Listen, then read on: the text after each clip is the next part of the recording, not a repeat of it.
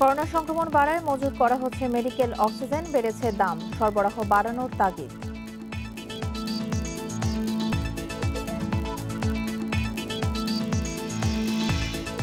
গ্রামে করোনা ছড়ানোর পর আক্রান্ত হচ্ছেন নারীরাও। রাজশাহী মেডিকেলের 1/3 রোগী নারী।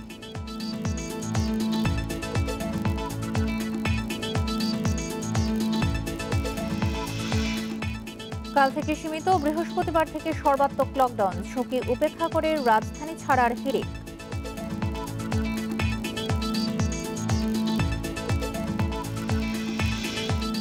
20,000 বছর আগেও অস্তিত্ব ছিল করোনার, দাবি গবেষকদের। আক্রান্ত হয় চীন, জাপান ও ভিয়েতনাম।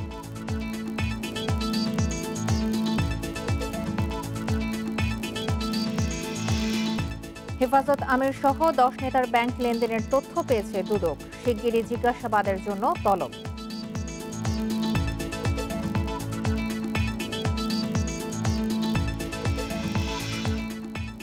স্বাগত ইন্ডিপেন্ডেন্ট সংবাদে, আপনাদের সাথে আছে আমি সঞ্চারী মজিদ তমা এবং আমি শাফাত বিন ফরিদ। জানাচ্ছিলাম প্রধান শিরোনামগুলো, এবারে বিস্তারিত।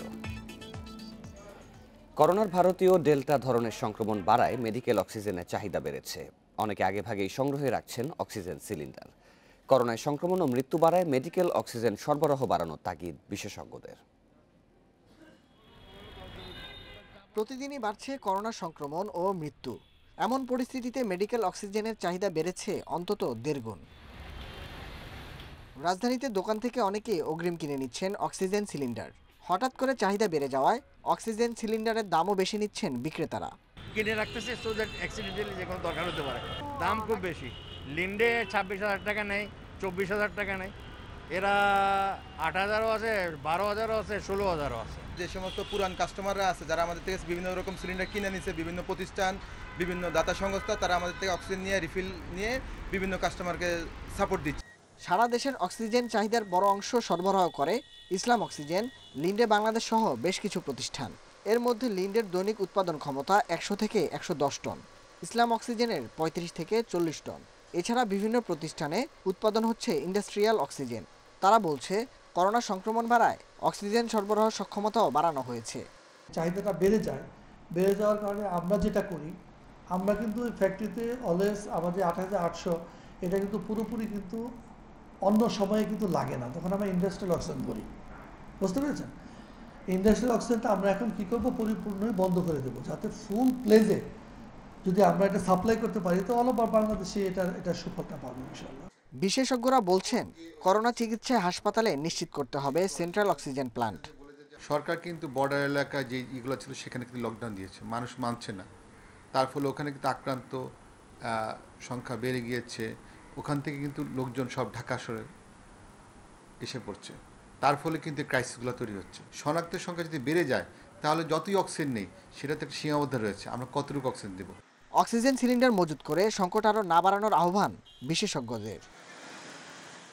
Nahid Kamal, independent news, Dhaka. Corona গ্রামাঞ্চলে ছড়িয়ে পড়ার সঙ্গে এবার সংক্রমিত হচ্ছে নারীরাও। রাজশাহী মেডিকেল কলেজ হাসপাতালের করোনা ইউনিটে প্রতিদিনই পুরুষের সাথে পাল্লা দিয়ে বাড়ছে নারী রোগীর সংখ্যা, যাদের মধ্যে আছেন গর্ভবতীরাও। বর্তমানে হাসপাতালে চিকিৎসাধীন 1/3 নারী। করোনা সংক্রমণের অন্যতম হটস্পট রাজশাহীতে নারী রোগীর সংখ্যা বাড়ছে মৃত্যুও। গত এক সপ্তাহে রাজশাহী মেডিকেল কলেজ হাসপাতালে করোনা আক্রান্ত হয়ে মারা গেছেন 44 জন নারী।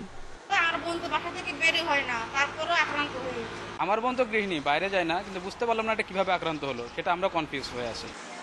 চিকিৎসকরা বলছেন অতি সংক্রামক ডেল্টা ভ্যারিয়েন্টের কারণে এবার করোনা দ্রুত ছড়াচ্ছে, এই কারণে নারীরাও বেশি আক্রান্ত হচ্ছে। তবে পরিস্থিতি বেশ কঠিন হয়ে উঠছে গর্ভবতী নারীদের চিকিৎসা দিতে গিয়ে। মহিলারা আক্রান্ত হচ্ছেন কারণ উনি যদি বাড়ির বাইরে নাও যান, বাড়ির পুরুষ কোনো সদস্য তো বাইরে যাচ্ছেন কিন্তু বাইরে থেকে নিয়ে আসছেন। ইভেন আমাদের কিছু গর্ভবতী মহিলাও এই মুহূর্তে ভর্তি আছে, যারা কোভিড আক্রান্ত এবং সিভিয়ার কোভিড, যাদের চিকিৎসা করতে আমাদের বেশ কষ্ট পেতে হচ্ছে। সিভিল সার্জন বলছেন সচেতনতার অভাবে করোনা আক্রান্ত বা উপসর্গ আছে পরিবারের এমন সদস্যদের সেবা দিতে গিয়ে নারীরাও আক্রান্ত হতে শুরু করেছেন। পুরুষ রোগীর পাশাপাশি যখন তাদের টেক কেয়ার করতে যাচ্ছে তখন দেখা যাচ্ছে যে মহিলারও আক্রান্ত হয়ে যাচ্ছে। তো এই বিষয়টাও তাদেরকে বুঝতে হবে, একটা করোনা রোগীর সংস্পর্শে যাওয়ার জন্য কি কি প্রিকশন। করোনা পরিস্থিতির আরো খবর জানাতে এবার খুলনা থেকে যোগ দিচ্ছেন সহকর্মী অভিজিৎ পাল। অভিজিৎ, লকডাউন কি আদৌ সেখানে কার্যকর হচ্ছে কিনা এবং লকডাউন দেওয়ার পরে সেখানে করোনা পরিস্থিতির কিছুটা নিয়ন্ত্রণে আসতে শুরু করেছে কিনা, সেখানকার সার্বিক পরিস্থিতি নিয়ে আমাদের জানাবেন। 7 দিনের কঠোর লকডাউনের আজকে 6ষ্ঠ দিন এবং লকডাউন দেওয়ার পরেও আসলে পরিস্থিতির তেমন কোনো উন্নতি হচ্ছে না। কারণ গতকাল যেখানে আমরা দেখেছি যে 40% ছিল করোনা সংক্রমণের হার খুলনাতে, সেখানে আমরা সর্বশেষ যে 24 ঘন্টার ফলাফল পেয়েছি শুধুমাত্র খুলনা মেডিকেল কলেজের পিসিআর ল্যাবে, সেখানে করোনা শনাক্তের হার পরীক্ষা অনুযায়ী 64%-এর বেশি। আমি এখন খুলনা মেডিকেল কলেজের 130 শয্যা ডেডিকেটেড হাসপাতালের সামনে আছি। আপনি দেখতে পাচ্ছেন যে এখানে করোনা রোগীদের স্বজনেরা যেমন অপেক্ষা করছেন, তেমনি নতুন করে করোনা পরীক্ষা করার জন্য যে ভিড়, সেই ভিড়টিও লক্ষ্য করা যাচ্ছে। তবে এই সমস্ত ভিড়ের মধ্যে সবথেকে বেশি যে আতঙ্কের বিষয়টি হচ্ছে যে যারা করোনা রোগীদের সঙ্গে এখানে আসছেন তারা অহরহ হাসপাতালের ভিতরে ঢুকছেন এবং বের হচ্ছেন এবং তারপর তারা গণপরিবহন ব্যবহার করেই বাড়িতে যাচ্ছেন অথবা আশপাশের দোকানগুলোতে গিয়ে তারা ওষুধ কিনছেন। সেই ক্ষেত্রে করোনা সংক্রমণ আরও বেরিয়ে যাওয়ার অনেকটা সংশয় কিন্তু হয়েই যাচ্ছে এবং চিকিৎসকরা বলছেন যে যারা করোনা রোগীদের সঙ্গে যারা ভিজিটর হিসেবে আসছেন তাদেরকে নির্দিষ্ট একটি কার্ড দেওয়া হয়েছে এবং তাদেরকে বলা হয়েছে যে চলাচলের জন্য, কিন্তু তারপরেও দেখা যায় যে কার্ড ছাড়া মানুষ অহরহ করোনা হাসপাতালের ভিতরে ঢুকছে এবং সেখান থেকে বেরোচ্ছে। এমনকি কিছু স্বেচ্ছাসেবী সংগঠন যারা স্বেচ্ছাসেবী কাজ করছেন, কিন্তু স্বেচ্ছাসেবী কাজ করতে গিয়ে তাদের আসলে নির্দিষ্ট পরিমাণ ইকুইপমেন্ট না থাকার কারণে বা নির্দিষ্ট পিপি এবং মাস্ক ব্যবহার না করেও কিন্তু তাদেরকে আমরা দেখেছি যে তারা এই হাসপাতালের ভিতরে তাদের স্বেচ্ছাসেবী কার্যক্রম পরিচালনা করছেন, আবার তারা বাইরেও তাদের স্বেচ্ছাসেবী কার্যক্রম পরিচালনা করছেন। সেক্ষেত্রে করোনার সংক্রমণ আরও ছড়িয়ে পড়ার আশঙ্কা কিন্তু রয়ে যাচ্ছে।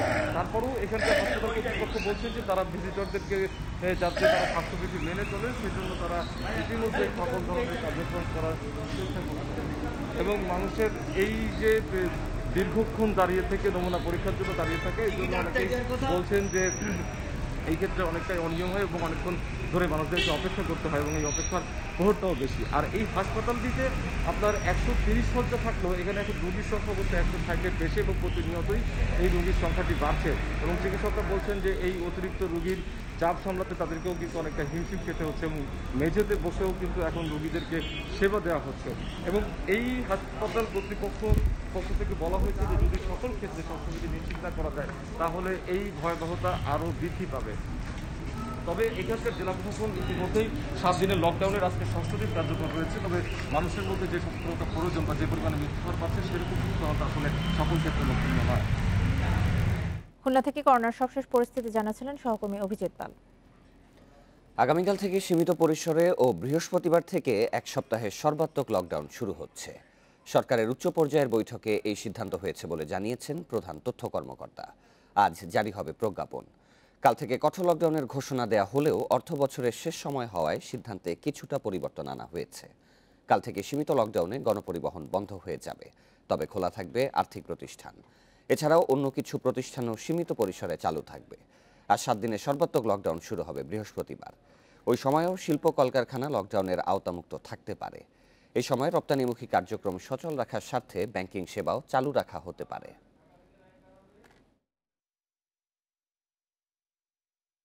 হোম মিনিস্টারের সভাপতিত্বে একটা 28 তারিখ থেকে সীমিত হবে লকডাউন, আর 1 তারিখ থেকে সীমিত মানে ওই যানবাহন, দোকানপাট, তারপরে ওই কি বলে রেস্টুরেন্ট ইত্যাদি হ্যাঁ কিছু সীমিত হবে। আর 1 তারিখ থেকে টোটালটা 7 দিনের, 1 তারিখ থেকে 7 দিন হবে। লকডাউনের ঘোষণায় রাজধানী ছাড়ছেন অনেকেই। দূরপাল্লার বাস বন্ধ থাকায় বিকল্প উপায়ে গাদাগাদি করে নানাভাবে গন্তব্যে যাচ্ছেন তারা। লকডাউনে কাজ বন্ধের কারণে ফিরে যাওয়ার কথা বলছেন বেশিরভাগ। এদিকে নিয়ন্ত্রণহীন চলাচলের কারণে তৈরি হয়েছে সংক্রমণ আরও বাড়ার শঙ্কা। করোনা সংক্রমণ রোধে গত 22 জুন থেকে ঢাকার আশেপাশের 7 জেলায় লকডাউন চলছে। সেদিন থেকেই বন্ধ রাখা হয়েছে দূরপাল্লার বাস চলাচল। কঠোর লকডাউন শুরুর আগেই সংক্রমণের ঝুঁকি নিয়ে রাজধানী ছাড়ছেন অনেকে। লকডাউনে কাজ না থাকায় বাড়তি খরচ এড়াতেই বাড়ি ফেরার কথা বলছেন তারা। ব্যবসা বাণিজ্য করতাম আমি, এখানে আসলে লকডাউন দিয়ে দিলে তো ফুটপাতেও কোনো দোকানপাট বসবে না, সেক্ষেত্রে একটা খরচ আছে না, এক্সট্রা খরচ এভাবে বের করা সম্ভব না। আইটে যাওয়া লাগবে আর কি, এরা তাছাড়া তো কোনো কোচিং নেই। 2 সপ্তাহ দিচ্ছে আবার লকডাউন। রাজধানীর গাবতলী, ঢাকা মাওয়া, ঢাকা চট্টগ্রাম মহাসড়ক ও উত্তরের আব্দুল্লাহপুরে রয়েছে মানুষের ভিড়। বাস বন্ধ থাকায় বিভিন্ন যানবাহনে কয়েক ধাপে কয়েক গুণ বেশি ভাড়া দিয়ে গন্তব্যে ছুটছেন তারা। কি করবেন, কপালের দুঃখ, এখন বলার কিছু নেই। যেমন সাভার থেকে ওই 30 টাকা ভাড়া নেয় ওখানে আমিন বাজার, আগে নিত ওই শ্যামলী 30 টাকা। শালিপুরের ব্রিজ থেকে আমি হাইটে আসছি এই গাবতলী পর্যন্ত, তো এদিক থেকে যদি আমি অটো যদি নিতে চাই তো আমার 50 টাকা লাগে। পুলিশ বলছে পায়ে হাঁটা মানুষকে আটকানোর নির্দেশনা না থাকায় শুধু যানবাহনে তল্লাশি করা হচ্ছে। যে যদি আমরা কোনো মাইক্রোবাস কিংবা হাইয়েস্ট যেটাই হোক না কেন, যদি আমরা যাত্রী পরিবহনের জন্য দেখছি, ইনস্ট্যান্ট আমরা সার্ভেলেন্সে রাখছি, ইনস্ট্যান্ট আমরা আইনানুগ প্রক্রিয়ার মধ্যে রাখছি। এটাই যানবাহন কম থাকায় গাদাগাদি করে রাজধানী ছাড়ার প্রবণতায় করোনা পরিস্থিতি আরো ভয়াবহ হতে পারে বলে ধারণা করছেন বিশেষজ্ঞরা। এখনই নিয়ন্ত্রণ করা না গেলে অবস্থা ভারতের মতো জটিল হতে বেশি সময় লাগবে না। যারা ঢাকার বাইরে যাবেন তারা নিজ নিজ এলাকায় গিয়ে নিজ উদ্যোগে অবশ্যই কোয়ারেন্টাইনে থাকবেন। নিজ নিজ জায়গা থেকে সাধারণ মানুষ স্বাস্থ্যবিধি না মানলে লকডাউন কাজে আসবে না বলে মত বিশেষজ্ঞদের। Khaled Raihan, independent news, Dhaka. Corona সংক্রমণ ঝুঁকি উপেক্ষা করে মানুষের রাজধানী ছাড়ার আরো খবর জানাতে এবার গাবতলী থেকে যোগ দিচ্ছেন আমাদের সহকর্মী মাহমুদ শরীফ। শরীফ, আমরা দেখেছি যে লকডাউনের খবর ঘোষণা করার পর থেকে রাজধানী ছাড়তে শুরু করেছে মানুষ। এই মুহূর্তে গাবতলীর চিত্র আপনি কেমন দেখছেন এবং মানুষ যে রাজধানী ছাড়ছে এটি ঠেকানোর জন্য প্রশাসন কোনো উদ্যোগ নিয়েছে কিনা? না, ঢাকা যারা ছাড়ছেন তাদের আসলে ঠেকানোর জন্য যে প্রশাসনের ব্যবস্থা বা তদারকি সেটি ঢাকার এই প্রবেশ মুখ বলি যেটিকে গাবতলী, এখানে নেই। যদিও এখানে বাস চলাচলের যে বিধিনিষেধ সেটি বাস্তবায়ন করছে এখানে আইনশৃঙ্খলা বাহিনীর সদস্যরা, তবে এখানে আসলে মানুষের যে বাড়ি ফেরা, সেই বাড়ি ফেরা ঠেকানোর জন্য কোনো পদক্ষেপ নেই। আপনি দেখতে পাচ্ছেন এখানে মানুষ আসলে পায়ে হেঁটে এই গাবতলী পর্যন্ত তারা আসতে পারে বিভিন্ন যানবাহনে। এরপরে যেহেতু ঢাকার বাইরে কোনো বাস বের হতে দেয় না বা কোনো গণপরিবহন বের হতে পারছে না, এই কারণে পায়ে হেঁটে মাইলখানেক পার হয়ে তারা ও পার থেকে আবার বিকল্পভাবে তাদের যে গন্তব্য সেই গন্তব্যে যাচ্ছেন। এখানে আপনি জানেন যে এরই মধ্যে ঢাকার চারপাশের যে 7টি জেলা রয়েছে সেই 7 জেলায় এরই মধ্যে লকডাউন চলছে, যে কারণে ওই সব জেলা দিয়ে যে তারা আসলে নির্বিঘ্নে যেতে পারবে, ভোগান্তি ছাড়া যেতে পারবে তেমনটি নয় কিন্তু। কারণ এই ঢাকা পার হওয়ার পর তাদের আসলে ভোগান্তির মাত্রা আরও অনেক বেড়ে যায়। কারণ যেহেতু ঢাকার চারপাশেই যে 7 জেলা সেখানে বাস চলাচল বন্ধ রয়েছে, দূরপাল্লার বাস, যে কোনো বাস চলাচল বন্ধ। এখন সাধারণ মানুষ যারা যাচ্ছেন আসলে তাদের নানা বক্তব্য রয়েছে এই বাড়ি ফেরার পেছনে। তারা বলছেন যে আসলে অনেকে দিনমজুর বা অনেকে দিন আনে দিন খায়, অনেকে তাদের যে দৈনন্দিন কাজ, রুজভিত্তিক কাজ সেগুলি করতেন। এখন করোনার যখন এই কঠোর বিধিনিষেধ বা সাধারণ ছুটি হয় তখন কিন্তু তাদের কাজ থাকে না। এখন এমন অনেক মানুষ আছে যারা বলছেন যে আসলে ঢাকায় অবস্থায় তাদের আসলে থাকা খুব কষ্টকর হয়ে যাবে, তাদের যে জীবন জীবিকা চালানো সেটি কষ্ট হয়ে যাবে। কারণ অনেকের ধারণা যে এই যে 1 তারিখ থেকে যে কঠোর বিধিনিষেধ আসছে এটি আসলে কোরবানির ঈদ ছুঁয়ে যেতে পারে, এমন আশঙ্কাতেও অনেকে ঢাকা ছাড়ছেন। আমরা এর আগেও বিভিন্ন সময় দেখেছি যে করোনা সংক্রমণ শুরুর পর থেকে যখন সরকার সাধারণ ছুটি বা লকডাউন ঘোষণা করে তখনই কিন্তু এই ঘোষণার পর মানুষের যে বাড়ি ফেরার প্রবণতা সেটি বেড়ে যায় এবং সেই ধারাবাহিকতায় আপনি দেখতে পাচ্ছেন যে মানুষের যে ঢাকা ছাড়ার ঢল সেটি এরই মধ্যে শুরু হয়ে গেছে। যদিও আমরা যেটি দেখেছি যে গতকাল থেকে এই ঢলটি শুরু হয়েছে, এর মাঝখানে গতকাল রাতে যখন সরকারের পক্ষ থেকে আবার সিদ্ধান্ত আসলো যে আগামীকালকে অর্থাৎ সোমবার থেকে কঠোর বিধিনিষেধ নয়, এটি আসলে 1 জুলাই থেকে কঠোর বিধিনিষেধ কার্যকর হবে। তবে আগামীকাল থেকে সাধারণ যে বিধিনিষেধ বা সেটি বাস্তবায়ন হবে। এখন এই যে ভোগান্তি বাধা সব পেরিয়ে মানুষ বাড়ি ফিরছে, এখন এই যে বাড়ি ফেরার পেছনে তাদের অনেক ভোগান্তি, কারণ এই গাবতলী পর্যন্ত আসতে সড়কে যে যানজট লেগে আছে তাদের অন্তত 2 থেকে 3 ঘন্টা লেগে যাচ্ছে। অর্থাৎ ঢাকার মানুষ যে ঢাকা থেকে বের হচ্ছে এর জন্য গাবতলীর যে ব্রিজ বা গাবতলী এলাকায় প্রচণ্ড যানজটের সৃষ্টি হয়েছে এবং এটি গতকাল বিকেল থেকে এই যানজট এখনও অব্যাহত আছে। রাজধানীর গাবতলী থেকে ঢাকা ছাড়তে থাকা মানুষের খবর জানাচ্ছিলেন সহকর্মী মাহমুদ শরীফ। এ বিষয়ে টাঙ্গাইলের পরিস্থিতির খবর জানাতে এবার যোগ দিচ্ছেন সহকর্মী মামুনুর রহমান। মামুন, টাঙ্গাইলে তো কঠোর লকডাউন চলছে, তারপরও কি মানুষ বাড়ি ফিরছে কিনা এবং মহাসড়কের পরিস্থিতি বর্তমানে কেমন দেখছেন? টাঙ্গাইলে কিন্তু কঠোর লকডাউন চলছে এবং তার প্রভাব কিন্তু খুব বেশি আমরা কিন্তু সেটা দেখতে পাচ্ছি না। আমি যদি একটি তথ্য দেই, এই জুন মাসের 26 তারিখ পর্যন্ত জেলায় কিন্তু মোট 1916 জন মানুষ করোনা আক্রান্ত হয়েছে। পরীক্ষার হারে আক্রান্তের হার প্রায় 31,300, যে কারণে টাঙ্গাইল পৌরসভা, এলেঙ্গা পৌরসভা এবং কালিহাতী পৌরসভা এই তিনটি পৌরসভায় কিন্তু জেলা প্রশাসনের পক্ষ থেকে কঠোর বিধিনিষেধ আরোপ করা হয়। তারপরে মানুষ কিন্তু খুব বেশি স্বাস্থ্যবিধি মানছে না, যদিও প্রতিদিন জেলা প্রশাসনের পক্ষ থেকে ভ্রমণ, আদালত সহ বিভিন্ন পদক্ষেপ গ্রহণ করা হচ্ছে, কিন্তু যাদের জন্য আয়োজনটা সেই সাধারণ মানুষগুলো সেটা মানছে না। এইবার আসি মহাসড়কের পরিস্থিতি।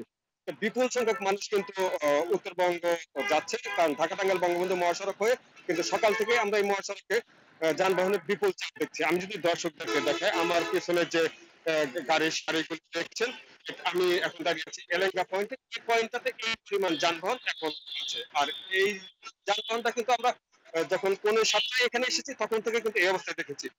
যদিও পুলিশের পক্ষ থেকে বলা হচ্ছে যে কালিহাতী উপজেলার হাবলা নামক স্থানে ট্রাফিক সংঘর্ষ হয়, সেখানে কিন্তু একজন নিহত এবং 5 আহতের ঘটনা।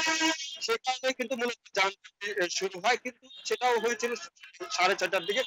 এখন 9:30 বাজে এই যানবাহনের চাপ কিন্তু আমরা এভাবে দেখতে পাচ্ছি। অর্থাৎ আমরা বলতে পারি যে একটি বিপুল সংখ্যক মানুষ মহাসড়ক দিয়ে গাদাগাদি করে যাচ্ছে। এই হচ্ছে আমার কাছে ঢাকা টাঙ্গাইল বঙ্গবন্ধু মহাসড়কের সর্বশেষ পরিস্থিতি। লকডাউনে ঢাকা টাঙ্গাইল মহাসড়কের পরিস্থিতি জানাচ্ছিলেন সহকর্মী মামুনুর রহমান। লকডাউন ঘোষণার পর থেকেই উত্তর পশ্চিমাঞ্চল ও দক্ষিণাঞ্চলগামী লোকজন ভিড় করেন পদ্মার 2 ঘাটে। বাড়তি ফেরি চালিয়েও সামাল দেওয়া যাচ্ছে না যাত্রীর চাপ। সকাল থেকেই মুন্সিগঞ্জের শিমুলিয়া ঘাটে আসতে শুরু করেছে যাত্রীরা। ফেরিতে গাদাগাদি করেই নদী পার হচ্ছেন তারা। ঘাট কর্তৃপক্ষ জানিয়েছে, লকডাউনে 5টি ফেরি দিয়ে জরুরি যানবাহন পারাপার করা হচ্ছিল, তবে ঘাটে যাত্রীর চাপ বেড়ে যাওয়ায় 15টি ফেরি দিয়ে চালানো হচ্ছে যাত্রী ও যানবাহন পারাপার। এদিকে মানিকগঞ্জের পাটুরিয়া ঘাটে যাত্রীর চাপ তুলনামূলক কম। 16টি ফেরির মধ্যে চলছে 10টি। জরুরি যানবাহন পারাপারের পাশাপাশি পার করা হচ্ছে সাধারণ যাত্রীও।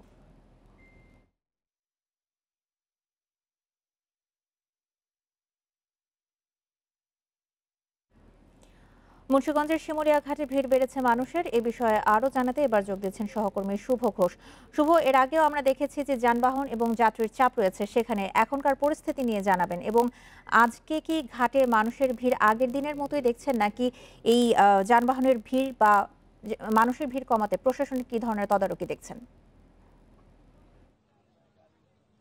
দেখুন, শুরুতেই আসলে জানিয়ে রাখি যে গত 2 দিনে অর্থাৎ শুক্রবার থেকে আমরা আজ পর্যন্ত গত 2 দিনে যে চিত্র দেখেছি, আজকে কিন্তু সেই চিত্রকেও হার মানিয়েছে। আপনি জানেন যে আগামীকাল সোমবার থেকে 7 দিনের একটি লকডাউনের সম্ভাবনা ছিল, সেটি আসলে পরিবর্তন করে 1 জুলাই থেকে আসলে সেই লকডাউনটি কঠোর বিধিনিষেধের মাধ্যমে আসলে পালন করা হবে। এরপর থেকে এমন লকডাউনটি আরও বাড়তে পারে এবং সেটি কোরবানির ঈদ পর্যন্ত গড়াতে পারে, এমন আশঙ্কায় কিন্তু যে শিমুলিয়া ঘাটে যে কয়টি পল্টন আছে, আমরা সকাল থেকে দেখছিলাম যে ঢাকা মহাসড়কে আপনার দীর্ঘ মানুষের যে সারি সেটি রয়েছে এবং গণপরিবহন বন্ধ থাকার কারণে মানুষ সিএনজি, অটো রিক্সা সহ নানা উপায়ে এবং প্রায় 8 থেকে 10 কিলোমিটারেরও বেশি পথ কিন্তু মানুষ পায়ে হেঁটে তারা শিমুলিয়া ঘাটে এসে পৌঁছাচ্ছেন। এবং আমরা এই বিষয়গুলো নিয়ে ঘাট কর্তৃপক্ষের সাথে কথা বলেছি। আসলে হঠাৎ করে যাত্রী আসলে যে ফেরিগুলো যানবাহন পারাপারের কথা রয়েছে, সেই ফেরিগুলোতে যাত্রীর চাপ হঠাৎ করে বেড়ে যাওয়ার কারণে কিন্তু পরিস্থিতি সামাল দিতে অনেকটাই বেগ পেতে হচ্ছে তাদের। এবং পাশাপাশি পুলিশের পক্ষ থেকে কিন্তু মহাসড়কের বিভিন্ন পয়েন্টে চেকপোস্টে আপনার যানবাহন কোনোভাবেই ঘাটে আসতে দিচ্ছে না। তারপরেও বিকল্প পথ ব্যবহার করে অসংখ্য যানবাহন কিন্তু এই ঘাটে এসে জমাট বেঁধেছে। এতে কিন্তু যানবাহনের যে জটলা সেটি কিন্তু দীর্ঘ সারি ধারণ করেছে এবং বেলা যত বাড়ছে ততই কিন্তু মানুষের উপস্থিতি এই ঘাটে বাড়ছে। এই ঘাট থেকে সকাল থেকে এই পর্যন্ত যে কয়টি ফেরি আমরা ছেড়ে যেতে দেখেছি, সব কয়টি ফেরিতে কিন্তু আসলে তুলনামূলকভাবে যানবাহনের সংখ্যা আসলে নেই বললেই চলে এবং সব কয়টি ফেরিতেই কিন্তু আপনার যে যাত্রীদের উপস্থিতি ছিল একেবারে চোখে পড়ার মতো এবং প্রত্যেকটা ফেরিতে প্রায় 7 থেকে 8 হাজার করে যাত্রী নিয়ে ফেরি দিয়ে কিন্তু পারাপার হয়েছে এবং সবথেকে ছোট ফেরিগুলোতে কিন্তু 1,500 থেকে 2,000 মানুষ কিন্তু ছিল। সেখানে কিন্তু সরকার পক্ষ থেকে যে ধরনের বিধিনিষেধ আপনার দেওয়া হয়েছে মাস্ক পরতে কিংবা সেটি কিন্তু কোনোভাবেই আসলে এখানে প্রশাসনের পক্ষ থেকে চেষ্টা করেও আসলে মানানো কিন্তু সম্ভব হচ্ছে না। এবং পুরো ঘাটে যে কয়টি পল্টন আমরা সকাল থেকে দেখছিলাম যে মানুষ যত দ্রুত সম্ভব আসলে গাদাগাদি করে ফেরিতে ওঠা যায়, রীতিমতো আসলে ফেরিতে ওঠার জন্য তারা অনেকটা মরিয়া হয়ে পড়েছেন এবং সবগুলো ঘাটে আসলে পুলিশের পক্ষ থেকে সর্বোচ্চ চেষ্টা করা হচ্ছে এই পরিস্থিতি নিয়ন্ত্রণে রাখতে। তবে আসলে মানুষের উপস্থিতি বেড়ে যাওয়ার কারণে সবকিছু মিলিয়ে কিন্তু আসলে পুলিশ এবং ঘাট কর্তৃপক্ষকে কিন্তু রীতিমতো হিমশিম খেতে হচ্ছে বলা চলে। এবং আমি যদি আরেকটু বলে রাখি যে এই ঘাটের যে কয়টি পল্টন রয়েছে সব কয়টি পল্টনে কিন্তু যে সংখ্যক মানুষ রয়েছে এবং সব কয়টি ফেরি প্রায় 15টি ফেরি দিয়ে সকাল থেকে যানবাহন পারাপার করা হলেও কোনোভাবেই কিন্তু ঘাট কর্তৃপক্ষ পরিস্থিতি সামাল দিয়ে উঠতে পারছে না। তো এই ছিল আমার কাছে শিমুলিয়া ঘাটের এখনকার সবশেষ তথ্য। মুন্সিগঞ্জের শিমুলিয়া ঘাট পরিস্থিতি নিয়ে জানাচ্ছিলেন সহকর্মী শুভ ঘোষ। দর্শক, আপনারা দেখছেন সকাল 9টার 1 ঘন্টার বিরতিহীন ইন্ডিপেন্ডেন্ট সংবাদ। এরপর অন্যান্য খবরের সাথে আরো যা দেখবেন। বাংলাদেশে নিবন্ধন নিলেও ফেসবুক সহ টেক জায়ান্টের রাজস্ব ফাঁকির শঙ্কা, তদারকি ব্যবস্থা করার উদ্যোগ।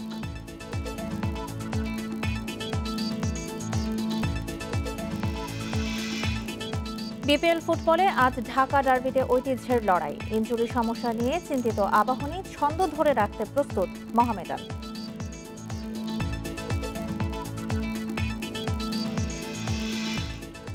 গোপালগঞ্জে করোনা টিকার প্ল্যান্ট তৈরির কাজ চলছে বলে জানিয়েছেন স্বাস্থ্যমন্ত্রী জাহিদ মালেক।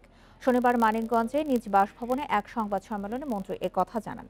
স্বাস্থ্যমন্ত্রী বলেন, দেশে ভ্যাকসিন তৈরির ব্যবস্থা করা হয়েছে। প্রধানমন্ত্রী শেখ হাসিনা দ্রুত ভ্যাকসিনের প্ল্যান্ট তৈরির নির্দেশনা দিয়েছেন। জরুরি সভায় বিশেষজ্ঞদের সঙ্গে আলোচনা করে পদক্ষেপ নেওয়া হয়েছে। স্বাস্থ্যমন্ত্রী জানান, চীনের সিনোফার্ম থেকে খুব তাড়াতাড়ি ভ্যাকসিন আসবে। এছাড়া ভ্যাকসিন নিয়ে রাশিয়ার সঙ্গে চুক্তির কার্যক্রমও এগিয়ে চলছে।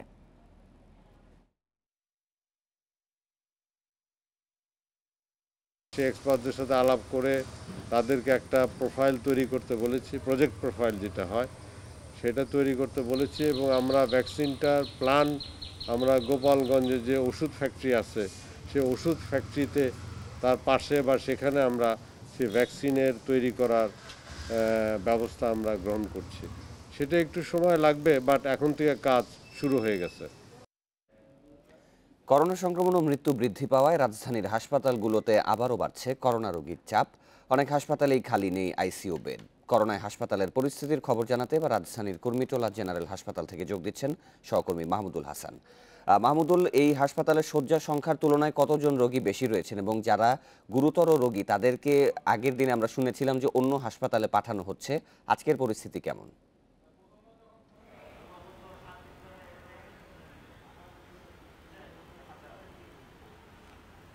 তার আগে একটি কথা বলতে চাই, তা হলো যে সারা দেশে যে করোনা চিত্র, সেখানে গত এক সপ্তাহের একটা হিসাব দিয়েছে স্বাস্থ্য অধিদপ্তর। সেই হিসেবে দেখা যাচ্ছে যে গত এক সপ্তাহে বাংলাদেশে করোনা সংক্রমণ প্রায় 50% বেড়েছে এবং মৃত্যু বেড়েছে 50%। সেই তুলনায় রাজধানীতেও ঠিকই একইভাবেই সেই বাড়ছে। তবে কিছুটা স্বস্তিকর যে অন্যান্য জেলার তুলনায় রাজধানীতে এবার একটু করোনা সংক্রমণের বা শনাক্তের হারটা বা মৃত্যু হারটা কম। আমি যে হাসপাতালে আছি সেই হাসপাতালে আসলে এই হাসপাতালে করোনা সংক্রমণ শুরু থেকে, অর্থাৎ বাংলাদেশ করোনা সংক্রমণ শুরু থেকেই সবসময় রোগী ভর্তি থাকে এবং আইসিইউ শয্যা ফাঁকা থাকে না। ঠিক একই চিত্র দেখা যাচ্ছে আজকেও। আজকে যে আপনি নিশ্চয়ই জানেন যে কুর্মিটোলা জেনারেল হাসপাতাল 300 শয্যার, এই 300 শয্যার হাসপাতালে রোগী ভর্তির সংখ্যা এখন 297 জন এবং 3টি বেড ফাঁকা আছে, অর্থাৎ 3 জন ভর্তি হতে পারবেন। তবে কুর্মিটোলা হাসপাতালে আমরা গতবার যখন দ্বিতীয় সংক্রমণ হয় এপ্রিল মাসে, তখন দেখেছিলাম যে মোট শয্যার অতিরিক্ত যে শয্যা, সেই শয্যার অতিরিক্ত শয্যায় কিন্তু এখানে দেওয়ার ব্যবস্থা তারা করেছিল, অর্থাৎ প্রায় 100 মতন তারা বা 150 মতন তারা কিন্তু অতিরিক্ত রোগী রেখেছিল, অর্থাৎ সেই সক্ষমতা কিন্তু কুর্মিটোলা জেনারেল হাসপাতালে সে আছে। এবং একই সঙ্গে আইসিইউ শয্যার যদি হিসাবটা দেখা যায় যে এই হাসপাতালে 10টি আইসিইউ শয্যা আছে, তবে কোনো আইসিইউ শয্যা কিন্তু ফাঁকা নেই, অর্থাৎ সবগুলো বেডেই রোগী ভর্তি আছেন।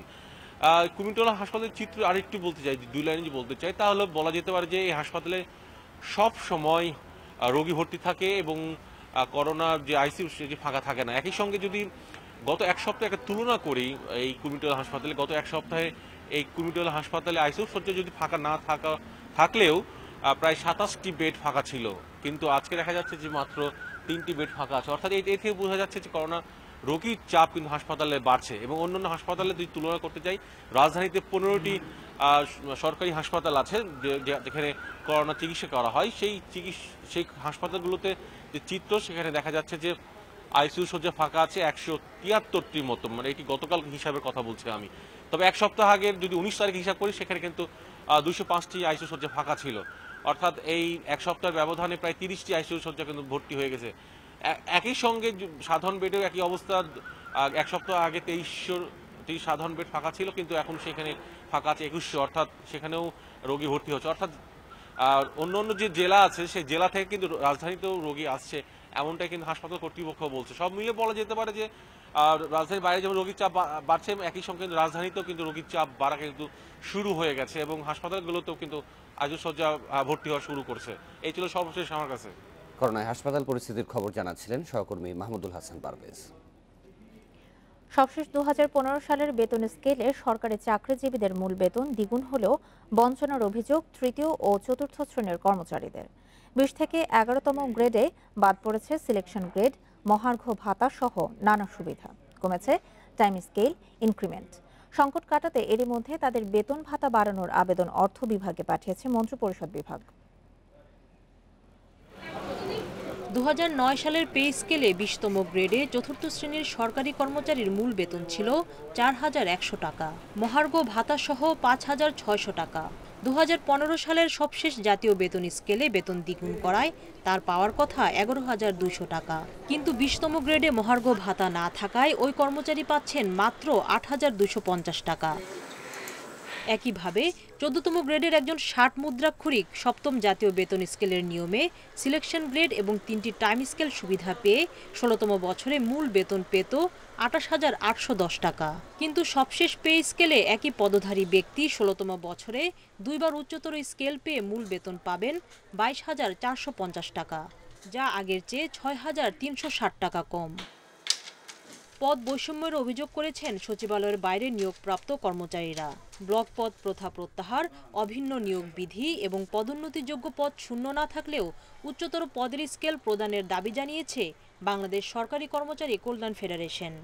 সার্টিফিকেট এই পদটাকে করা হয় ব্যক্তিগত কর্মকর্তা। সচিবালয় বাইরে কিন্তু ওই একই পদধারীরা কিন্তু আগের মতোই থেকে গেছে, অর্থাৎ প্রধান সহকারী আছেন। 95 সালে ওনারা পদবীর বৈষম্য তৈরি করে 98 সালে এসে ওই পদবী অনুযায়ী তারা বেতনটা বাড়িয়ে নিয়ে নিলেন। এ বিষয়ে জনপ্রশাসন প্রতিমন্ত্রী বললেন, যৌক্তিক দাবিগুলো নিয়ে কাজ করছে তার মন্ত্রণালয়। আমরা ইতিমধ্যে এই বিষয়গুলো পর্যালোচনা করেছি এবং অনেকগুলো কিন্তু আমরা অর্গানোগ্রামটা অনেকটা পরিবর্তন করে পদ সৃষ্টি করা হয়েছে। কিছু কিছু আমরা জনপ্রশাসন থেকে গিয়ে অর্থ মন্ত্রণালয় থেকেও কিছু কিছু ছাড় হয়েছে, যে দাবিগুলো তাদের আছে যৌক্তিক যেগুলো, সেগুলো যাতে করে বাস্তবায়ন করা যায়। চলমান বাজারের সাথে সঙ্গতি রেখে পে কমিশন অনুযায়ী 5 বছর পর পর বেতন বৃদ্ধি হবে কিনা তা নিয়েও অনিশ্চয়তায় সরকারি কর্মচারীরা। সুলতানা জাহান মিতু, ইন্ডিপেন্ডেন্ট নিউজ, ঢাকা। হেফাজত ইসলামের আমির জুনায়েদ বাবুনগরী সহ 10 নেতার ব্যাংক লেনদেনের তথ্য দুর্নীতি দমন কমিশন দুদকের হাতে। আর্থিক গোয়েন্দা সংস্থা BFIEU এর মাধ্যমে 7টি ব্যাংক থেকে এসব তথ্য এসেছে। তবে তদন্তের স্বার্থে এখনই তা গণমাধ্যমে প্রকাশ করতে রাজি নয় দুদক। মামুনুল হকের রিসোর্ট কাণ্ডের পর হেফাজত নেতাদের বিরুদ্ধে অভিযোগ ওঠে অবৈধ সম্পদের। দুদকের কাছে অভিযোগ আসে মসজিদ, মাদ্রাসা, এতিমখানা সহ ধর্মীয় কাজে দানের টাকা আত্মসাৎ করে অবৈধ সম্পদের পাহাড় গড়েছেন হেফাজত নেতারা। গত মাসে BFIUর কাছে 19টি মাদ্রাসা, এতিমখানার ব্যাংক হিসেবে তথ্য চায় দুদক। এসব প্রতিষ্ঠানের সাথে জড়িত আরও 50 জনের ব্যক্তিগত হিসেবের তথ্য চাওয়া হয়। এদের সবাই হেফাজতে ইসলামের রাজনীতির সাথে জড়িত। দুদকের চাহিদা অনুযায়ী 10 হেফাজত নেতা ও 5টি প্রতিষ্ঠানের তথ্য দিয়েছে BFIU। অনুসন্ধান কার্য যাতে যথাযথভাবে সম্পন্ন হয় তা তদারক করার জন্য দুর্নীতি দমন কমিশনের একজন মহাপরিচালক তাতে নেতৃত্ব দেবেন। আমরা আশা করছি যে অনুসন্ধানকারী টিম বস্তুনিষ্ঠভাবে অনুসন্ধান কার্য সম্পন্ন করে প্রতিবেদন দিলে প্রতিবেদনের সুপারিশ অনুসারে পরবর্তী প্রয়োজনীয় ব্যবস্থা গ্রহণ করা সম্ভব হবে। 10 জনের তালিকায় রয়েছেন জুনায়েদ বাবুনগরী, আব্দুর রহিম কাসেমি ও জুনায়েদ আল হাবিবের মতো নেতারা। টিআইবি বলছে ব্যক্তি পরিচয় না দেখে দুর্নীতির দিকেই নজর দেওয়া উচিত অনুসন্ধানকারীদের। পর্যাপ্ত দালিলিক প্রমাণ সাপেক্ষে অর্জিত আয়ের বাইরে যদি কোনো সম্পদ আহরণ হয় তাহলে সেটি অনিয়ম, দুর্নীতি, এবং সেক্ষেত্রে অন্য সকল ক্ষেত্রে যে আইন প্রযোজ্য, যে আইনের বিধান প্রযোজ্য, এক্ষেত্রেও তা প্রযোজ্য হবে এবং যারা এর সাথে জড়িত, এই ধরনের অনিয়মের সাথে জড়িত, তাদেরকে বিচার আওতায় আনতে হবে। প্রাপ্ত তথ্য উপাত্ত আরও বিশদভাবে বিশ্লেষণ করতে 10 হেফাজত নেতাকে জিজ্ঞাসাবাদের জন্য তলব করবে দুদক। রিশাদ হুদা, ইন্ডিপেন্ডেন্ট নিউজ, ঢাকা।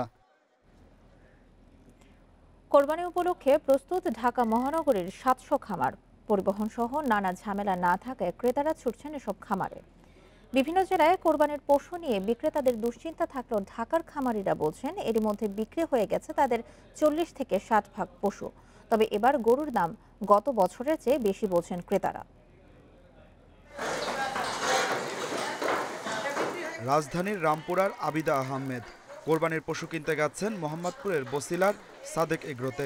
565 কেজি ওজনের একটি গরু পছন্দ হলেও দাম বেশি হয় ফিরেছেন না কিনেই। আরও কয়েকবার নিয়েছি, তখন লাইভ গরু কেজিতে ছিল 380, 400, মানে 420-এর উপরে যায় নাই। কিন্তু এবার লাইভ গরু ওরা মানে 550 এরকম চাচ্ছে। কোরবানির প্রায় 1 মাস বাকি থাকলেও পুরোদমে বিক্রি চলছে রাজধানীর এই খামারে। তাদের বিক্রির তালিকায় 2000-এর বেশি গরুর সঙ্গে রয়েছে মহিষ, ছাগল, দুম্বাও। ঢাকা মহানগরীতে 700-র মতো খামারে কোরবানির পশু রয়েছে প্রায় 10,000। এসব খামারে 425 টাকা কেজি মূল্য ধরে বিক্রি হচ্ছে 400 কেজির কম ওজনের গরু, আর 500 কেজির বেশি ওজনের গরু বিক্রি হচ্ছে 525 টাকা কেজি দরে। এছাড়া 10,000 থেকে লাখ টাকায় ছাগল আর দুম্বা কিনতে খরচ হবে 2 থেকে 4 লাখ টাকা। গতবারের তুলনার চেয়ে এবার মাশাআল্লাহ একটু ভালো বেচা কিনা, কারণ কিসের জন্য এবার ইন্ডিয়াতে গরুটা কম আছে, সবাই দেশের উপরেই ঝোঁক বেশি। বর্তমানে আমার এখানে প্রায় 150 গরু আছে, আরও আমার গরুগুলো আসতেছে, 2 দিনের মধ্যে চলে আসবে। আর এবছরও সারা মোটামুটি ভালো, বাট মানুষ এবছর দেশি ছোট জাতের গরুগুলো বেশি যাচ্ছে। গত বছরের চেয়ে এবার বিক্রি ভালো বলছেন খামারিরা। হাটের ঝামেলা এড়াতে অনেক ক্রেতারই পছন্দ খামার। অসুস্থ হলে আছে বদলে দেওয়ার ব্যবস্থা, কেনা যাচ্ছে অনলাইনেও। দাম তো এখন মোটামুটি বেশি তো মনে হচ্ছে, কারণ সব জিনিসের দামই তো বেশি, তারপরে এভারেজে তো একটু বেশি মনে হচ্ছে। এই বছর করোনার জন্য ইন্টারন্যাশনাল মার্কেটে আসলে গোখাদ্যের দাম একটু ঊর্ধ্বমুখী ছিল, যার কারণে আমাদের প্রোডাকশন কস্টটা একটু বেড়ে গেছে। এর জন্য সামান্য একটু বেশি, আমি মনে করি যে হয়তো বা ম্যাক্সিমাম 5% বেশি হতে পারে। প্রাণী সম্পদ দপ্তরের হিসাবে এবার ঢাকা জেলায় 5,500 খামারে 36,000 এবং পারিবারিক পর্যায়ে রয়েছে আরও প্রায় 60,000 কোরবানির পশু। Adilur Rahman, independent news, Dhaka. এবার কোরবানির পশুর হাটে আসছে শরীয়তপুরের নবাব, যার জন্য 9 লাখ টাকা দাম হাঁকছেন মালিক। এরই মধ্যে এই খবর ছড়িয়ে পড়ায় নড়িয়া উপজেলার জবসা গ্রামে নবাবকে দেখতে ভিড় করছেন অনেকেই। লম্বায় 8 ফুট আর উচ্চতা 5 ফুট 3 ইঞ্চি। চালচলন আর দেখতে নাকি অনেকটা নবাবের মতো, তাই মালিকও নাম দিয়েছেন নবাব। 2.5 বছর আগে শাহিওয়াল জাতের গরুটি কেনেন শরীয়তপুরের নড়িয়ার হাবিবুন্নেসা। এবার সেটি কুরবানির হাটে তুলতে চান তিনি। এর ওজন 18 মণ দাবি করে দাম হাঁকছেন 9 লাখ টাকা। আমি ওকে সন্তানের মতো করে আমি লালন পালন করেছি, অক্লান্ত পরিশ্রম করে, কিন্তু ওকে বিক্রি করলে আমি জানি না আমার অনুভূতিটা কেমন হবে। অনলাইন থেকেও মানুষ অনেক যোগাযোগ করতেছে, আমার লোকালও যারা পাইকার আছে তারাও আসতেছে, তারপর যারা কুরবানি দেওয়ার জন্য আগ্রহী তারাও দেখতেছে। এখনো ওভাবে দাম দর হয় নাইকা, তবে আমরা দাম চাচ্ছি 9 লক্ষ টাকা। ক্রেতা বিক্রেতা ও পাইকারদের পাশাপাশি নবাবকে দেখতে আশপাশের এলাকা থেকেও ভিড় করছেন অনেকেই। কয়েকটা খামারে আমরা গেছি, তারপর এই খামারও আসছি। এই খামারে আইসা দেখি একটা গরু আছে, এই গরুটা 18 মণ ওজনের, তারা 9 লক্ষ টাকা দাম চাইতেছে। ভালো উপযুক্ত সার গরু হয়েছে, এইরকম গরু আমরা যে অত্র এলাকায় দেখি নাই। শুরু থেকেই নবাবকে পর্যবেক্ষণে রেখেছে জেলা প্রাণী সম্পদ বিভাগ। সম্পূর্ণ নিরাপদ ও স্বাস্থ্যসম্মত উপায়ে পশুটিকে মোটা তাজা করা হয়েছে বলে দাবি তাদের। নড়িয়া উপজেলার যে উপজেলা পানি সম্পদ কর্মকর্তা সহ অন্যান্য কর্মীরা তার এখানে সার্বক্ষণিক সুপারভিশনে এসেছিল এবং যে পর্যায়ে গরুটাকে হৃষ্টপুষ্ট করা হয়েছে এটা আমি বলতে পারবো একদম নিরাপদ। হাবিবুন্নেসার খামারে শুধু নবাব নয়, রয়েছে ছোট বড় আরো 16টি গরু। Independent news desk. দেরিতে হলেও বাংলাদেশে ব্যবসার জন্য একে একে নিবন্ধন নিচ্ছে ফেসবুক সহ বড় টেক জায়ান্টগুলো, কিন্তু রাজস্ব ফাঁকের শঙ্কা থেকেই যাচ্ছে, কারণ তাদের ব্যবসায়িক কর্মকাণ্ড পর্যবেক্ষণের মতো ব্যবস্থা এখনো গড়ে তোলা হয়নি। এনবিআর বলছে সরকারের সংস্থাগুলোর সমন্বয়ে গড়ে তোলা হবে তদারকি ব্যবস্থা। ফেসবুক, ইউটিউবের মতো অনলাইন প্ল্যাটফর্মগুলো এখন বিজ্ঞাপন প্রচারের গুরুত্বপূর্ণ মাধ্যম। এজন্য অর্থ ব্যয় করতে হয় গ্রাহককে। বিজ্ঞাপনের পাশাপাশি সিনেমা, নাটক সহ নানা সেবার জন্যও মূল্য দিতে হয় ব্যবহারকারীদের। অভিযোগ আছে অনেকেই সেবার মূল্য অবৈধ উপায়ে পরিশোধ করেন, এতে রাজস্ব হারায় সরকার। অনিয়ম বন্ধে টেক জায়ান্টগুলোকে আইনের আওতায় আনার উদ্যোগ নেয় সরকার। এরই মধ্যে এনবিআর-এর কাছে নিবন্ধন নিয়েছে ফেসবুক, গুগল ও অ্যামাজন। নিবন্ধন নেয়ার প্রক্রিয়ায় আছে মাইক্রোসফট ও নেটফ্লিক্স। নিবন্ধন নেয়ার ফলে ভ্যাট আইন মেনে প্রতি মাসে রিটার্ন দিতে হবে এসব প্রতিষ্ঠানকে, যেখানে উল্লেখ করতে হবে আয়ের যাবতীয় তথ্য। কিন্তু কোনো কোম্পানি অবৈধ লেনদেনের তথ্য গোপন করলে তা ধরার উপায় নেই এনবিআর-এর কাছে। এটা তো হতে পারে যে একজন ব্যক্তির কাছ থেকে বা এমন কোনো এন্টিটির কাছ থেকে এটা নেওয়া হলো যে কোনো উইথহোল্ডিং এন্টিটি না। সেই ক্ষেত্রে কিন্তু সেই জায়গাটাতে যদি কার্ডের মাধ্যমে পেমেন্টটা হয়, সেই জায়গায় কিন্তু এনবিআর এবং বাংলাদেশ ব্যাংকে একটা মেথোডোলজি বের করতে হবে কিভাবে এই ধরনের ফ্লাইং পেমেন্টগুলোকে ধরা যায়। কতগুলো বিজ্ঞাপন প্রচারিত হয়েছে সেই সংখ্যাটা যদি আমরা জানতে পারি এবং তারা তো একটা ঘোষণা দিবেন, সেখানে কিন্তু একটা টালি করার বা ক্রস ম্যাচ করার একটা সুযোগ থাকতেছে। সেই টালিটা তখন আমরা চিন্তা করব যে আমরা বিটিআরসির হেল্প নিয়ে করব বা অন্য কোনো আইটি নিয়ে যারা কাজ করেন তাদের হেল্পটা নিয়ে করব। অনলাইন কেন্দ্রিক যে কোনো সেবার বিপরীতে বিদেশে অর্থ পাঠানো হলে 15% ভ্যাট উৎসে কর হিসেবে কেটে নিয়ে সরকারি কোষাগারে জমা দেয় সংশ্লিষ্ট ব্যাংক। যদিও অনেক সেবায় ভ্যাটের হার কম, টেক জায়ান্টগুলো নিবন্ধনের আওতায় আসায় সব সেবায় 15% নেওয়া যাবে না। এতে রাজস্ব কমার শঙ্কা রয়েছে। কতটুকু বিজ্ঞাপন উনি দিয়েছেন, কতটুকু ওনার উপর রাজস্ব প্রযোজ্য হচ্ছে সেটা আমরা পাবো, উনি রিটার্ন দিবেন, আমরা অডিট করব, যদি তাদের কোনো ভুল ত্রুটি হয়ে থাকে সেগুলোকে তারা কারেকশনের সুযোগ পাবেন। এনবিআর কর্মকর্তারা জানান, জুলাই থেকে রিটার্ন জমা দেবে নিবন্ধন নেওয়া কোম্পানিগুলো। তবে রাজস্ব আদায় প্রক্রিয়া সহজ করতে আইনে আরও সংশোধনী দরকার। Ruhul Amin, independent news, Dhaka. প্রায় 1.5 যুগ পর যশোরের ভবদহ অঞ্চলের একাংশে জলাবদ্ধতা নিরসন হয়েছে। বিএডিসির জলাবদ্ধতা নিরসন প্রকল্পের মাধ্যমে দীর্ঘ সময় পর এবারই তারা ঘরে তুলেছেন সোনার ফসল। কর্তৃপক্ষ বলছে, দুর্গত সব বিলে প্রকল্পটি বাস্তবায়ন করা সম্ভব হলে 26,000 হেক্টর জমি আবাদযোগ্য করে তোলা যাবে। যশোরের মনিরামপুর, অভয়নগর ও কেশবপুর উপজেলার বিস্তীর্ণ এলাকা 1.5 থেকে 2 যুগ ধরে জলাবদ্ধ অবস্থায় রয়েছে। পরিস্থিতির উন্নতি ঘটাতে একাধিক প্রকল্প নিলেও কোনো কাজে আসেনি। সম্প্রতি এই অবস্থা থেকে উত্তরণের জন্য ভবদহের 5টি বিলে জলাবদ্ধতা দূরীকরণ ও ফসল উৎপাদনের একটি পাইলট প্রকল্প শুরু করে বাংলাদেশ কৃষি উন্নয়ন কর্পোরেশন বিএডিসির সেচ বিভাগ। চলতি বছরের জানুয়ারিতে শুরু হওয়া এই প্রকল্পের মাধ্যমে ওই 5টি বিলের পানি অপসারণ করা হয়। এতে আবাদ উপযোগী হয়ে ওঠে সেখানকার 4,000 হেক্টর জমি। 10-12 বছর যাবৎ এই এলাকা পুরোপুরি জলাবদ্ধতায় নিমজ্জিত। নিষ্কাশনের ব্যবস্থা নেই, বেড়ি বাদ করতে পারিনি।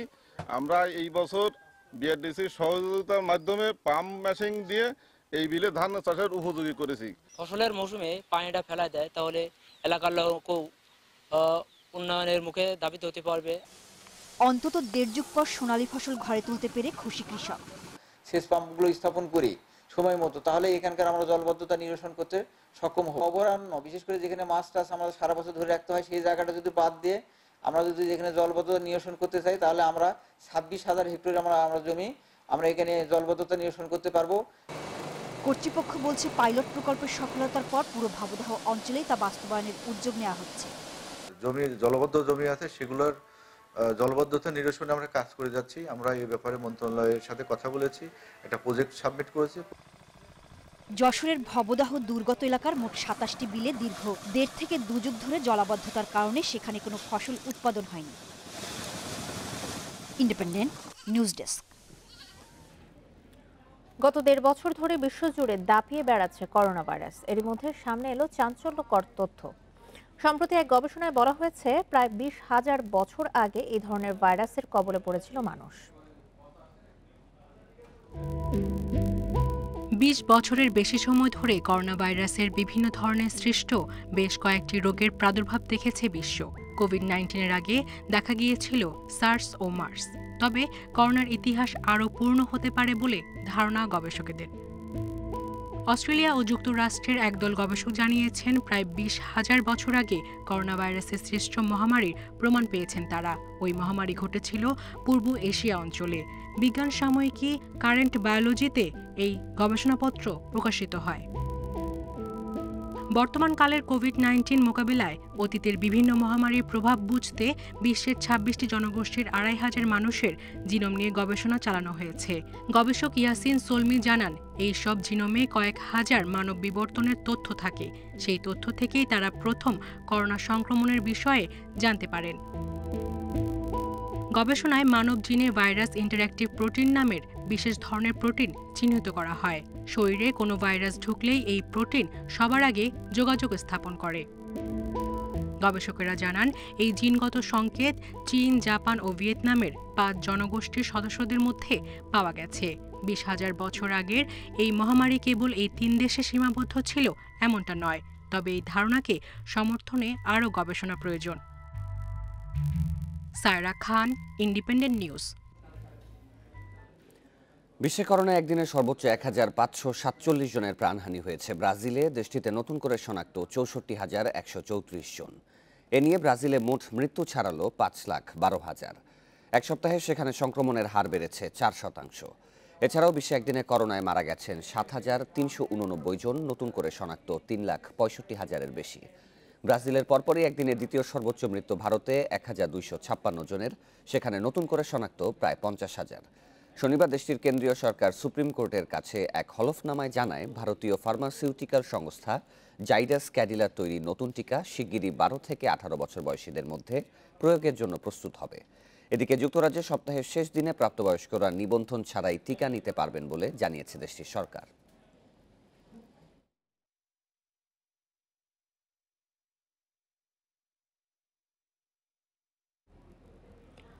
করোনার স্বাস্থ্যবিধি লঙ্ঘন করায় পদত্যাগ করতে বাধ্য হলেন ব্রিটিশ স্বাস্থ্যমন্ত্রী ম্যাট হ্যানকক। শনিবার দেশটির প্রধানমন্ত্রী বরিস জনসনের কাছে পদত্যাগপত্র জমা দেন তিনি। পদত্যাগপত্রে করোনার স্বাস্থ্যবিধি লঙ্ঘন করার কারণে ক্ষমা চান তিনি। লেবার পার্টির নেতা স্যার কের স্টারমার টুইটে হ্যানককের পদত্যাগের সিদ্ধান্ত সঠিক বলে জানান। তবে প্রধানমন্ত্রী জনসনের তাকে বরখাস্ত করা উচিত ছিল বলে মন্তব্য করেন তিনি। সম্প্রতি হ্যানকক ও সহকর্মী জিনা কোলাডন গেলোর চুম্বনের দৃশ্য প্রকাশিত হয় গণমাধ্যমে। এরপর থেকেই হ্যানককের ওপর পদত্যাগের জন্য চাপ বাড়তে থাকে।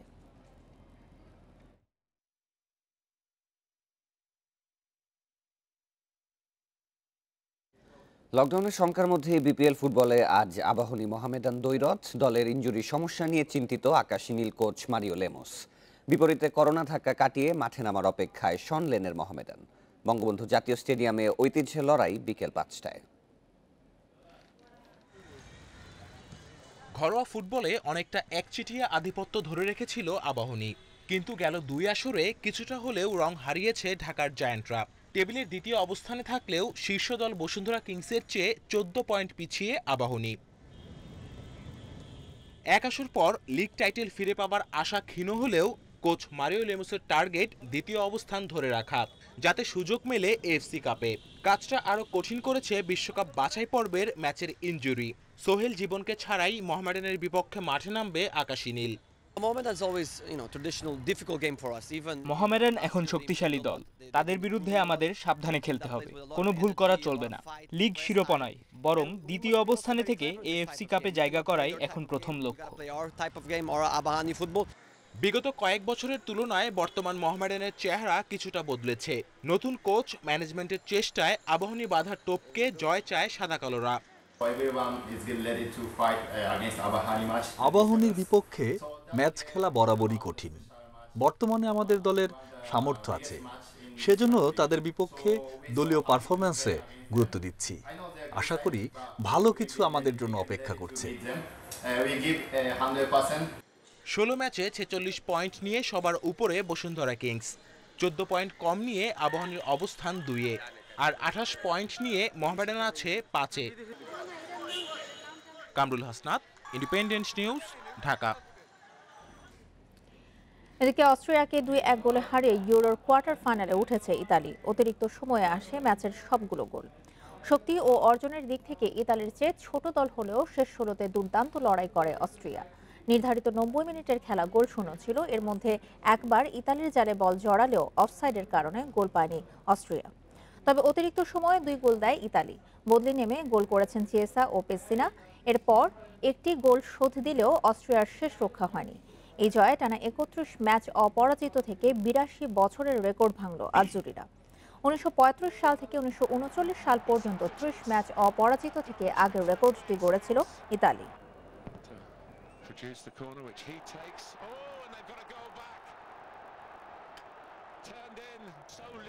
এদিকে আরেক ম্যাচে ওয়েলসকে উড়িয়ে দিয়ে ইউরো চ্যাম্পিয়নশিপের কোয়ার্টার ফাইনালে ডেনমার্ক ক্যাসপার ডলবার্গের জোড়া গোলে গ্যারেথ বেলের দলকে 4-0 গোলের বড় ব্যবধানে হারিয়েছে ড্যানিশরা। আসলে প্রথমবারের মতো শুরুর একাদশের সুযোগ পেয়েই আলো ছড়ান ক্যাসপার ডলবার্গ। ক্ষণ ভাঙতে পারেনি তারা। আধিপত্য ধরে রেখে শেষ দিকে স্কোর লাইন 3-0 করেন ড্যানিশ ডিফেন্ডার ইউয়াকিম মেইল। আর ইনজুরি টাইমে জয়ের ব্যবধান বাড়ান মার্টিন ব্র্যাথওয়েট। শেষ আটে ডেনমার্কের প্রতিপক্ষ নেদারল্যান্ডস অথবা চেক রিপাবলিক।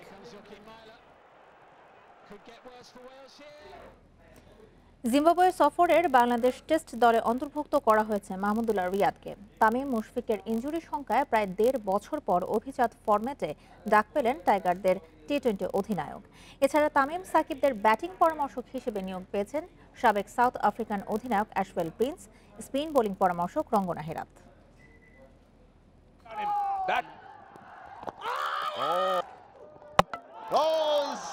অভিজাত ফরম্যাটে শেষ পর্যন্ত আক্ষেপ হয়ে থেকেছে তারুণ্য। সাদা পোশাকে লিটন শান্তদের ধারাবাহিকতার ঘাটতি প্রভাব ফেলেছে দীর্ঘমেয়াদে। টেস্ট চ্যাম্পিয়নশিপের বাজে পারফরমেন্স স্পষ্ট করেছে অন্তঃসার শূন্যতা। ভারসাম্য ফেরাতে আবার সেই অভিজ্ঞতাকেই স্মরণ নির্বাচকদের। গুঞ্জন শোনা গেলেও প্রাথমিকভাবে টেস্ট দলে ডাক পাননি। শনিবার এক বিজ্ঞপ্তিতে হঠাৎ এলো মাহমুদুল্লাহ রিয়াদের অন্তর্ভুক্তির খবর। সবশেষ রাওয়ালপিন্ডি টেস্টের বাজে পারফরমেন্সের পর কাটা পড়া রিয়াদ খুব বেশি খেলেননি লঙ্গার ভার্সনে। জিম্বাবুয়ে সফরে তামিম মুশফিকের ইনজুরি সংখ্যায় 16 মাস পর টেস্ট দলে ফিরে আরেক দফা নিজেকে প্রমাণের চ্যালেঞ্জ অভিজ্ঞ এই মিডল অর্ডার ব্যাটসম্যানের। আমাদের কিছু ইনজুরি একটু সমস্যা দেখা গিয়েছে। তামিমের পায়ে একটু ব্যথা আছে, প্লাস মুশফিকের ফিঙ্গার একটু সমস্যা আছে। সো যেহেতু আপনার জিম্বাবুয়ে এটা লং জার্নি, আর এখন যেহেতু সিচুয়েশনও কিন্তু একটু ডিফিকাল্ট, সো আমরা কোনো রিস্ক নিই নাই, আমরা স্কোয়াডটা একটা বাড়িয়েছি। মহামারী ও আন্তর্জাতিক ব্যস্ত সূচিতে রীতিমতো কঠিন চ্যালেঞ্জ হয়ে দাঁড়িয়েছিল ব্যাটিং কোচের নিয়োগ। সেই সংকটের সমাধান হিসেবে এসেছে অ্যাশওয়েল প্রিন্সের নাম। জিম্বাবুয়ে সিরিজ পর্যন্ত তামিম সাকিবদের দেখভাল করবেন সাবেক প্রোটিয়া অধিনায়ক। এর আগে সাউথ আফ্রিকা এ দলের অন্তর্বর্তীকালীন পরামর্শক হিসেবে কাজ করেছেন প্রিন্স। আর স্পিন বোলিং পরামর্শক হিসেবে বিশ্বকাপ পর্যন্ত টাইগার ডেরায় থাকবেন শ্রীলঙ্কার হয়ে 433 টেস্ট উইকেটের মালিক রঙ্গনা হেরাত। আমাদের batting coach Ashwell Prince, South African, as a player ওর কিন্তু রিপুটেশন অনেক ভালো, প্লাস ও কোচের সাথে আমরা আলাপ আলোচনা করে ওকে নিয়েছি। ওকে আমরা আপনার এই সিরিজটার জন্য আমরা নিয়েছি, তারপর আমরা দেখে আমরা ফিউচারের কথা চিন্তা করব। আর হারাতের কথা স্পিন কোচ হারাতেও ওয়ার্ল্ড কাপ পর্যন্ত আমরা নিয়েছি। 29 জুন জিম্বাবুয়ে যাবে টেস্ট দল। 7 জুলাই হারারেতে শুরু সিরিজের একমাত্র test. Mohammad Nazim, independent news, Dhaka. এছাড়া এখনকার মতো বিরতিহীন ইন্ডিপেন্ডেন্ট সংবাদ। ইন্ডিপেন্ডেন্ট টেলিভিশনের সব খবর আরো বিস্তারিত জানতে চোখ রাখুন ফেসবুক, ইউটিউব এবং টুইটারে। ধন্যবাদ সবাইকে।